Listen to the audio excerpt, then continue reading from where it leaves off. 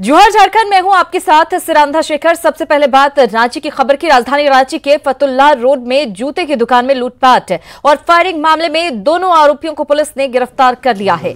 सुबह के वक्त दुकान खुलने के साथ ही हथियार के साथ दो अपराधी दुकान में घुसे थे और 2 लाख रुपए की रंगदारी की मांग की थी। इस दौरान अपराधियों ने दुकान में लूटपाट भी की थी और फायरिंग करते हुए भाग खड़े हुए, लेकिन पुलिस ने 8 घंटे के भीतर दोनों अपराधियों को हथियार के साथ गिरफ्तार कर लिया। तो राजधानी रांची के फतुल्ला रोड में इस लूट की घटना को अंजाम दिया गया था।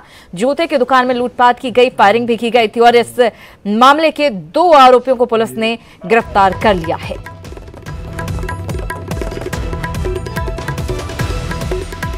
सीसीटीवी में तस्वीरें कैद हुई थी। 8 घंटे के भीतर पुलिस ने इस सीसीटीवी फुटेज के आधार पर छानबीन की। दोनों आरोपी पुलिस की गिरफ्त में हैं। देखिए, सुबह सुबह के वक्त इस घटना को अंजाम दिया गया था। दुकान खोले, उनके पीछे 2 अपराध कर्मी हथियार लेकर के जूता दुकान में घुस गया, शटर अंदर बंद कर दिया और रविंदर सिंह से 2 लाख रुपया का मांग करने लगा। दुकान के अंदर में जो भी काउंटर में पैसा था और रविंदर सिंह के पॉकेट में जो पैसा रखा हुआ था वो सारा पैसा लूट लिया। और लूटने के बाद फायरिंग करते हुए वहाँ से दोनों अपराध कर्मी भागा। भागने के क्रम में पब्लिक द्वारा उसे पीछा भी किया गया। पीछा करने के दौरान भी अपराधियों द्वारा फायरिंग किया गया। तो अपराधियों ने दिन दहाड़े इस घटना को अंजाम दिया था, लेकिन पुलिस ने भी चुस्ती दिखाई। 8 घंटे के भीतर इन दोनों अपराधियों को गिरफ्तार कर लिया। उधर जमशेदपुर के सीताराम डेरा थाना क्षेत्र में एक महिला से मोबाइल लूटकर भाग रहे बाइक सवार एक युवक को लोगों ने दौड़ा कर पकड़ लिया, जिसके बाद गुस्साए लोगों ने आरोपी की धुनाई भी कर दी और उसके बाद उसे पुलिस के हवाले कर दिया। हालांकि इस दौरान दूसरा आरोपी भागने में सफल रहा। एक महिला के साथ जो है छिनतई करके भागने की कोशिश किया और वो बाइक से गिर पड़ा और जिसमें कि आम जनता जो यहाँ खड़ी थी वो जो है उसको पकड़ लिया है और उसके साथ जो है वो फरार हो गया है एक व्यक्ति और एक पकड़ा गया जिसके साथ मोबाइल बरामद हुआ है, गांजा वगैरह जो भी है, खैनी गांजा ये सब बरामद हुआ है। और आज हेमंत मंत्रिमंडल का विस्तार हुआ। 7 नए मंत्रियों को इसमें शामिल किया गया है। करीब 1 महीने बाद मंत्रिमंडल का विस्तार किया गया। जेएमएम कोटे से 5 और कांग्रेस कोटे से 2 विधायकों ने मंत्री पद की शपथ ली। मैं चंपई सोरेन ईश्वर की शपथ लेता हूं। 7 मंत्रियों के शपथ ग्रहण में शपथ लेने मंच पर सबसे पहले पहुंचे किसान के बेटे चंपई सोरेन। मैं भारत की प्रभुत्ता एवं अखंडता अक्षुण्ण रखूंगा। कह सकते हैं कि सरायकेला सीट से जेएमएम विधायक चंपई सोरेन को झारखंड की राजनीति में उनके अनुभवों के आधार पर मंत्री बनाया गया है। चंपई सोरेन इससे पहले भी हेमंत सोरेन की सरकार में मंत्री पद पर सेवा दे चुके हैं। साथ ही अर्जुन मुंडा की सरकार में वे पहली बार मंत्री बनाए गए थे। मैं हाजी हुसैन अंसारी अल्लाह के नाम से हल्फ लेता हूं कि मंच पर अब आए 73 साल के हाजी हुसैन अंसारी, मधुपुर से जेएमएम विधायक। अल्पसंख्यकों पर बड़ी पकड़। इससे पहले भी हाजी हुसैन अंसारी हेमंत सरकार मंत्रिमंडल में अल्पसंख्यक कल्याण मंत्री रह चुके हैं। मैं रियासत झारखंड के वजीर की हैसियत से अपना फर्ज को सदाकत वफादारी से अंजाम दूंगा। मैं जगन्नाथ महतो ईश्वर की शपथ लेता हूँ। हेमंत सरकार में मंत्री पद की शपथ लेते ये हैं जगन्नाथ महतो। डुमरी सीट से जेएमएम के विधायक हैं। 2005 से अब तक जेएमएम के गढ़ डुमरी से ये विधायक बनते आए हैं। कहा जाता है कि ससुर मथुरा महतो और उनके दामाद बीजेपी विधायक जयप्रकाश भाई पटेल की राजनीति में जगन्नाथ महतो के हाथ बाजी आ गई। प्रत्यक्ष अथवा अप्रत्यक्ष रूप से मैं समुचित या प्रकट नहीं करूंगा। मैं जोबा माझी ईश्वर की शपथ लेती हूँ। हेमंत सोरेन के मंत्रिमंडल में शपथ लेने अब वो पहुंची जिन्होंने राजनीति में कदम पति को खोने के बाद रखा। जोबा माझी सहानुभूति की लहर पर सवार होकर जोबा माझी 1995 में पहली बार मनोहरपुर से विधायक बनी थी। जोबा माझी इससे पहले भी कई सरकार में कैबिनेट मंत्री का पद संभाल चुकी हैं। यह प्रकट नहीं करूंगी। मैं बन्ना गुप्ता ईश्वर की शपथ लेता हूँ। जेएमएम के 4 विधायकों के शपथ ग्रहण के बाद शपथ लेने की अब बारी आई कांग्रेस विधायक बन्ना गुप्ता की। जमशेदपुर पश्चिम से कांग्रेस विधायक बनने से पहले बन्ना गुप्ता 15 सालों तक जमशेदपुर में ऑटो चालक संघ के अध्यक्ष रहे हैं। बन्ना गुप्ता की पहचान गरीब और असहाय की आवाज बुलंद करने के लिए ज्यादा होती रही है। अंतःकरण से निर्वाह करूंगा। मैं बादल ईश्वर की शपथ लेता हूँ। साधारण स्वभाव और साधारण शैली के लिए पहचाने जाने वाले जरमुंडी से कांग्रेस विधायक बादल पत्रलेख को भी हेमंत सरकार में मंत्री पद दी गई है। बादल के बारे में कहा जाता है कि वे बाबा बासुकीनाथ के बड़े भक्त हैं। घर छोड़कर आम लोगों के साथ रहने वाले बादल के बारे में यह भी कहा जाता रहा है कि जिस गांव में उनकी शाम होती है वे वहीं रात में ठहर जाते हैं। सभी प्रकार के लोगों के प्रति संविधान और विधि के अनुसार न्याय करूंगा। मैं मिथिलेश कुमार ठाकुर ईश्वर की शपथ लेता हूं। मंत्रिमंडल के दूसरी बार हो रहे विस्तार में सबसे आखिरी में शपथ लेने पहुंचे गढ़वा से पहली बार जेएमएम की सीट पर जीते विधायक मिथिलेश कुमार ठाकुर। मिथिलेश ठाकुर की पहचान कोल्हान में एक बेहतरीन फुटबॉलर के तौर पर रही है। साथ ही पार्टी सुप्रीमो शिबू सोरेन और मुख्यमंत्री हेमंत सोरेन के वे बेहद करीबी हैं। श्रद्धा पूर्वक और शुद्ध अंतःकरण से निर्वहन करूंगा। हालांकि मंत्रिमंडल में 7 मंत्रियों को शामिल किए जाने के बाद भी विभागों पर अब तक पेंच फंसा हुआ है। आने वाले समय में विभागों के बंटवारे की उम्मीद जताई जा रही है। Bureau report news 18। और न्यूज 18 के खबर पर एक बार फिर मुहर लगी है। हेमंत सोरेन मंत्रिमंडल विस्तार को लेकर हमने पहले ही उन चेहरों के बारे में बता दिया था जो मंत्री बनने जा रहे हैं और इस खबर पर शपथ ग्रहण की तस्वीरों ने मुहर लगा दी। जब बात होती है खबरों की तो न्यूज़ 18 बिहार झारखंड रहता है आगे। जब बात होती है राजनीति की तो न्यूज़ 18 बिहार झारखंड रहता है आगे। जब बात होती है सच की तो न्यूज़ 18 बिहार झारखंड रहता है सटीक। जब बात होती है बड़े मौकों की तो न्यूज़ 18 बिहार झारखंड रहता है सबसे आगे। जो जानकारी मिल रही है हमारे को सूत्रों के हवाले से, उसके मुताबिक झारखंड मुक्ति मोर्चा की तरफ से ये 5 नाम हैं और जिनमें से सबसे पहला नाम है जोबा मांझी का, जो कि एक बार पहले भी ये मंत्री रहने का इनको अनुभव प्राप्त है। जी हां, न्यूज़ 18 बिहार झारखंड हर बड़े मौके पर आप तक सबसे पहले पक्की खबर पहुंचाने के मामले में सबसे आगे रहा है। एक बार फिर हमने ये साबित कर दिखाया। तरफ से ये 5 नाम, जहां कांग्रेस की बात करें तो कांग्रेस की तरफ से जो हमारे पास जानकारी है उसके मुताबिक बन्ना गुप्ता और बादल पत्रलेख। झारखंड में हेमंत सोरेन मंत्रिमंडल विस्तार को लेकर खबरें तो सबके पास थी, लेकिन हमने आपको एक दिन पहले ही बता दिया कौन कौन होंगे हेमंत सोरेन के सिपहसालार। वो कौन से चेहरे होंगे जो लेंगे मंत्री पद की शपथ। बिल्कुल सुमित, ये तय हो गया है कि कल मंत्रिमंडल का विस्तार होगा और राजभवन में इसके लिए तैयारियां भी शुरू कर दी गई हैं। और हमारी इस खबर पर आखिरकार राजभवन ने भी मुहर लगा दी, जिसकी तस्दीक राजभवन की ओर से मंत्रियों की लिस्ट के साथ जारी ये चिट्ठी करती है। राजभवन की ये चिट्ठी भी आप तक पहुंचाई सबसे पहले हमने। मैं चंपई सोरेन ईश्वर की शपथ लेता हूँ। मैं हाजी हुसैन अंसारी अल्लाह के नाम से हल्फ लेता हूँ। मैं जगन्नाथ महतो ईश्वर की शपथ लेता हूँ। मैं मंत्रिमंडल विस्तार का वक्त शाम 4 बजे निर्धारित था, लेकिन हमने 12 बजे के बुलेटिन में ही आपको राजभवन की ये चिट्ठी दिखाकर मंत्रियों की पूरी लिस्ट बता दी। हमारे को सूत्रों के हवाले से उसके मुताबिक झारखंड मुक्ति मोर्चा की तरफ से ये 5 नाम हैं। हम भरोसा देते हैं आगे भी यूं ही आप तक सच और पक्की खबर सबसे पहले और सबसे सटीक पहुंचाते रहें। ईश्वर की शपथ लेता हूँ।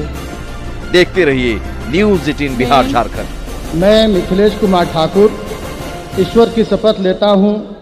तो न्यूज 18 की खबर पर एक बार फिर मुहर लगी है।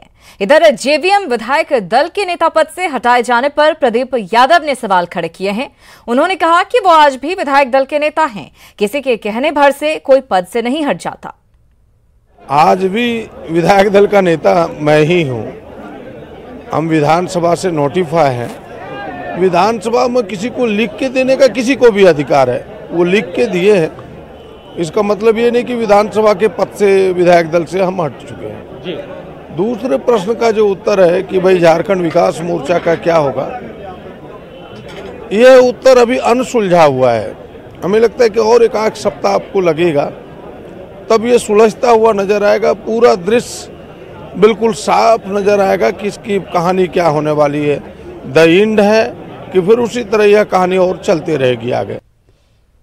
और गुदरी नरसंहार मामले में बीजेपी अपनी जांच रिपोर्ट कल गृह मंत्री अमित शाह को सौंपेगी। साथ ही पार्टी के राष्ट्रीय अध्यक्ष जेपी नड्डा को भी रिपोर्ट सौंपी जाएगी।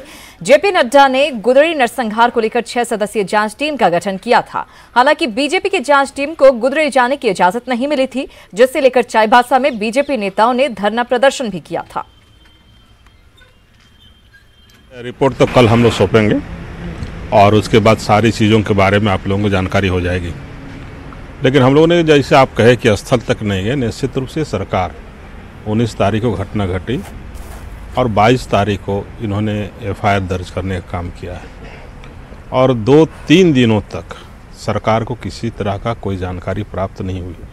हम सब सारे लोग जा कर के वहाँ अपने अपने स्तर पर वहाँ पर जानकारी लिए हैं। सब लोग जो है वो अपना रिपोर्ट लेकर के कल आएंगे। जब हम लोग संकलन करेंगे, इसके बाद में हम लोग संकलन करने के बाद में माननीय राष्ट्रीय अध्यक्ष जी को हम लोग रिपोर्ट सौंपने वाले। और गुदरी नरसंहार मामले में पुलिस ने 2 और आरोपियों को गिरफ्तार कर जेल भेज दिया है। इसके साथ ही अब तक इस मामले में 17 लोगों की गिरफ्तारी हो चुकी है। 2 दिन पहले पत्थलगड़ी नेता रणसिंह बोढ़ा और ग्राम प्रधान सुखराम समेत 15 आरोपियों की गिरफ्तारी हुई थी। गिरफ्तार सभी आरोपी पत्थलगड़ी समर्थक हैं। आपको बता दें कि गुदरी में 7 आदिवासियों की नृशंस हत्या कर दी गई थी और इसी मामले में ये गिरफ्तारियां हुई है। तो गुदरी में 7 आदिवासियों के नरसंहार के बाद हालात से उबारने के लिए जिला प्रशासन ने एक अच्छी पहल की है। यहां के स्कूली बच्चों को चाईबासा और रांची दिखाने का फैसला प्रशासन ने लिया, जिसके बाद स्कूली बच्चे भ्रमण पर निकल पड़े हैं।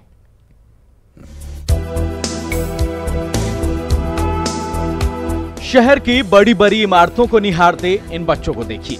शहरी क्षेत्रों में हो रहे विकास से रूबरू होते इन बच्चों को देखिए। ये सभी बच्चे उस परिवेश से पहली बार शहर आए हैं जिसे गांव कहा जाता है। ऐसा नहीं है कि गुदड़ी से चाईबासा काफी दूर है, सिर्फ 90 किलोमीटर दूर। और इन दूरियों को तय करने में ग्रामीण स्कूलों में पढ़ने वाले कई बच्चों को 15 साल से ज्यादा लग गए। आज फर्स्ट टाइम हम लोग चाईबासा आए हैं। अपने कॉलेज की तरफ से अवसर मिला आने के लिए। सर लोग बताए कि जाना है, 2 दिन का टूर है।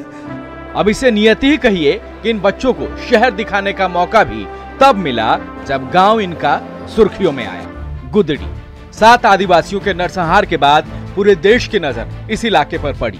आज भी हालात ये है कि गुदड़ी के बच्चों को अगर 10वीं से ऊपर की पढ़ाई करनी है तो 45 किलोमीटर दूर उसे सोनुआ जाना पड़ता है। ऐसे में शहर देखना, शहरी विकास देखना इन बच्चों के लिए कैसा अनुभव होगा, ये वही बता सकते हैं।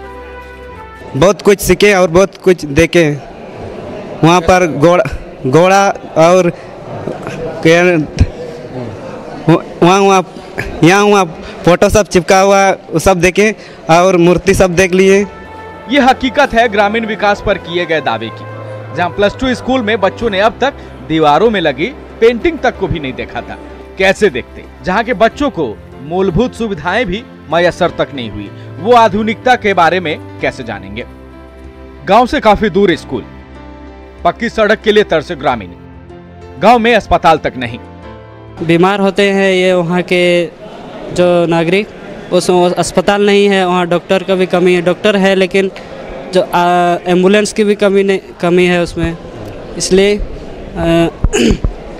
एम्बुलेंस रोड नहीं, काफ़ी पिछड़ा है। कहे कि हम लोग गुदरी पर कई सालों से मतलब हम लोग का गुदरी प्रखंड पीछा है। देखते हैं चाईबासा हुआ, सोनुआ, इधर देखते हैं रोड भी हो गया, बिजली भी हो गया। या अभी फिलहाल बिजली गया है गुदरी प्रखंड में, अभी फिलहाल गया है, लेकिन अच्छे से मतलब वहाँ और विकास होना चाहिए। गुदड़ी के बच्चों को जिला प्रशासन की पहल पर चाईबासा और रांची भ्रमण पर भेजा गया है, तो गांव में जिला प्रशासन के अधिकारी कैंप किए हुए हैं। कॉम्बिंग ऑपरेशन लगातार जारी है। कोशिश है कि नरसंहार की घटना से यहाँ के ग्रामीण उबर जाए। जिला प्रशासन और झारखंड सरकार करबद्ध है कि किसी भी तरह इन लोगों का जो भी मूलभूत सुविधाएं हम लोग जल्द से जल्द उपलब्ध कराएं। एक विद्यालय हम लोगों को काफ़ी अच्छी हालत में मिला है, हम लोग उसको आदर्श बनाने की कोशिश करेंगे। वहाँ के शिक्षक काफ़ी डेडिकेटेड थे। 80% इलाका जंगलों से घिरे होने के कारण नक्सलियों के लिए ये इलाका गढ़ बना हुआ था, पर नरसंहार की घटना के बाद जिला प्रशासन के पांव यहां तक पहुंचे हैं। क्षेत्र के विकास के लिए अब कोशिशें जारी है। उम्मीद है चाईबासा और रांची भ्रमण के बाद जब बच्चे अपने गांव पहुंचेंगे तो सरकार की पहल से उनका विश्वास बढ़ेगा और विकास को लेकर जो शिकायतें हैं वो दूर हो सकेंगे। उपेंद्र कुमार गुप्ता, न्यूज़ 18 चाईबासा। ये बच्चे पहली बार अपने गांव से बाहर निकले। उम्मीद है कि एक नई सोच, एक नया लक्ष्य वो बना सकें जो इसका लक्ष्य भी था। बहरहाल आगे बढ़ेंगे। रांची के रिम्स में मेडिकल बोर्ड की देखरेख में नीरज राम प्रजापति का पोस्टमार्टम कराया गया, जिसके बाद शव को परिजनों को सौंप दिया गया। हालांकि इस दौरान परिजन 50 लाख रुपए मुआवजा और मृतक की पत्नी को सरकारी नौकरी देने की मांग पर अड़े रहे। दरअसल 23 जनवरी को लोहरदगा में नागरिकता कानून के समर्थन में निकाली गई रैली पर पथराव के बाद नीरज राम प्रजापति की तबीयत बिगड़ गई थी, लेकिन रिम्स में इलाज के दौरान कल उसकी मौत हो गई थी। हालांकि पुलिस पथराव में नीरज को किसी तरह की चोट लगने से इनकार कर रही है। में एक ही व्यक्ति वो थे जो गार्जियन थे, एक मजबूत पिलर वही थे जो कमाते थे और परिवार चलाते थे। और यहाँ पे हमारे मांग है कि इनका जो फ्यूचर है उनको सुरक्षित किया जाए। हमें 50 लाख रुपए और एक उस हमारी छोटी बहन को नौकरी मिला जाए, लेकिन यहाँ पे भी उस पर भी राजनीति की जा रही है। पोस्टमार्टम रिपोर्ट आने के बाद ही स्पष्ट हो पाएगा। पोस्टमार्टम मेडिकल बोर्ड की एक टीम ने किया है और उन्होंने बताया है कि ब्रेन स्टेम में पंक्चर होने की वजह से, ब्लड ब्लीडिंग की वजह से मौत हुई है। लेकिन पूरी कारण जो है वो स्पष्ट हो पाएगा जब रिपोर्ट आएगी, क्योंकि मेडिकल बोर्ड का गठन हुआ था और उस बोर्ड की रिपोर्ट आने के बाद ही निश्चित तौर पर कहा जा सकता है। और 23 जनवरी के हंगामे, आगजनी और पथराव के बाद लोहरदगा में कर्फ्यू जारी है। पुलिस ने अफवाह फैलाने वाले लोगों को चेतावनी दी है। एसआईटी जिले में लगातार उपद्रवियों के खिलाफ कार्रवाई कर रही है। इस मामले में अब तक 20 लोगों को हिरासत में लिया गया है, जिनसे पूछताछ की जा रही है। बच्चे, आज हम लोगों ने 2 व्यक्तियों पर अफवाह फैलाने के आरोप में सिर्फ मुकदमे दर्ज किए हैं और उन पर कार्रवाई हो रही है। यदि कोई और भी इस तरह का करते पाएंगे तो उन पर भी सख्त कानूनी कार्रवाई की जाएगी। इधर नागरिकता कानून के खिलाफ कई संगठनों ने कल भारत बंद का आह्वान किया है, जिसे लेकर राजधानी रांची में सुरक्षा के पुख्ता इंतजाम किए गए हैं। सुरक्षा व्यवस्था को लेकर मजिस्ट्रेट की प्रतिनियुक्ति की गई है। वहीं संवेदनशील स्थानों पर पुलिस बल के साथ मजिस्ट्रेट की प्रतिनियुक्ति भी की गई है। बंद का समर्थक जो भी संगठन है उन लोगों की तरफ से सूचना प्राप्त कराई गई है हम लोगों को, और उसके लिए हम लोगों ने पर्याप्त मात्रा में मजिस्ट्रेट, पुलिस पदाधिकारी की प्रतिनियुक्ति भी की है। और हम लोग उसके लिए सजग रहेंगे और कोई भी अनहोनी, किसी भी प्रकार की दुर्घटना या इस तरह की इंसिडेंट्स को रोका जाएगा। जहां एक तरफ सीएए के खिलाफ बंद का आह्वान किया गया है, वहीं विरोधियों को जवाब देने के लिए अब सीएए के समर्थन में भी सड़क पर लोग उतरने लगे हैं। महाराष्ट्र के पुणे में बड़ी संख्या में सड़क पर उतरकर लोगों ने इस कानून का समर्थन किया, जिसमें स्कूली छात्रों ने भी हिस्सा लिया। प्रदर्शन के दौरान पुणे में 300 फीट का तिरंगा बनाकर एक रैली निकाली गई और नागरिकता संशोधन कानून के प्रति समर्थन जताया गया। इस रैली में अखिल भारतीय विद्यार्थी परिषद के कार्यकर्ताओं के साथ साथ भारी संख्या में नौजवान शामिल हुए और लोगों को इस कानून के बारे में जानकारी दी।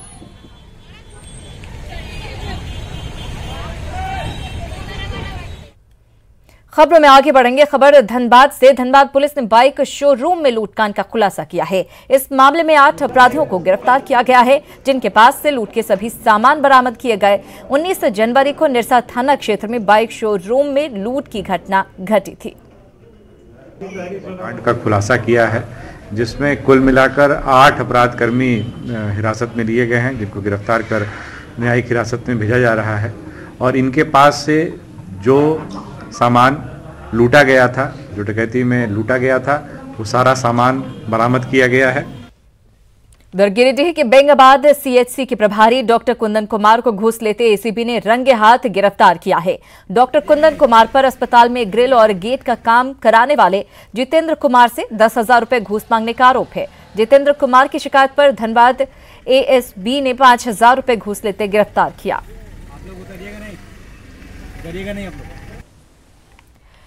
लातेहार के बरवाडीह में बतौर गुड्स गार्ड कार्यरत निर्मल लकड़ा पर शारीरिक शोषण का आरोप लगा है। इसे लेकर रांची सदर थाना में मामला दर्ज होने के बाद गिरफ्तारी का वारंट जारी किया गया है। वहीं निर्मल की गिरफ्तारी के लिए रांची सदर थाना पुलिस ने बरवाडीह में छापेमारी की, लेकिन वहां आरोपी निर्मल लकड़ा नहीं मिला। निर्मल पर उसके गांव की ही एक लड़की ने शादी का झांसा देकर यौन शोषण का आरोप लगाया है। और गिरिडीह में मुंगिया स्टील के सीएमडी गुणवंत सिंह मोंगिया ने प्रमोशनल कैलेंडर का विमोचन किया। इस कैलेंडर के जरिए हर महीने लकी ड्रॉ होगा, जिसमें हर महीने 100 विजेताओं को उपहार दिया जाएगा। सीएमडी गुणवंत सिंह मोंगिया ने कहा कि मुंगिया स्टील के सभी ग्राहक इसमें हिस्सा ले सकेंगे। पहले प्राइज के तौर पर बाइक दिया जाएगा।